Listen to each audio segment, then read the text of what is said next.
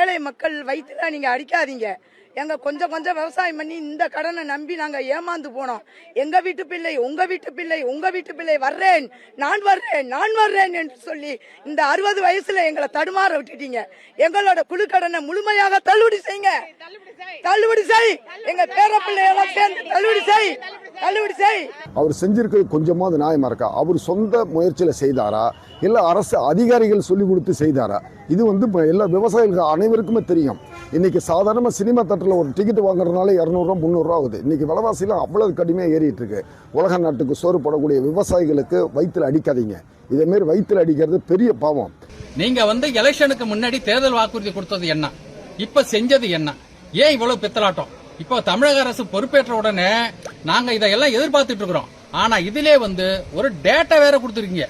அந்த டேட்டுக்கு பிறகு வாங்கின விவசாய கடன் எல்லாம் அவங்க விவசாயிகள் என்ன வருது? இப்ப ஏற்கனவே டைம் முடிஞ்சு வட்டி அபராத வட்டி எல்லாம் போட்டுட்டு இருக்காங்க. நீங்க சரியா இன்னும் கொஞ்சம் அவகாசம் எடுத்துங்க. நீங்க உண்மையா விவசாயிகளுக்கு தேர்தல் வாக்குறுதி கொடுத்தபடி கடனை முழுமையா தள்ளுபடி செய்யலன்னு சொன்னா நாங்க யாரும் விவசாயிகள் பெற்ற கடனை நாங்கள் கட்டுவதாக இல்லை. அப்ப 5 ஏக்கருக்கு 1.5 லட்சம் கடன் வாங்குங்க, 1 லட்சம் கடன் வாங்குக்கலாம். தற்போதைய தாவேக அரசாங்கம் இனாமமாக தள்ளுபடின்னு சொல்ல முடியாது.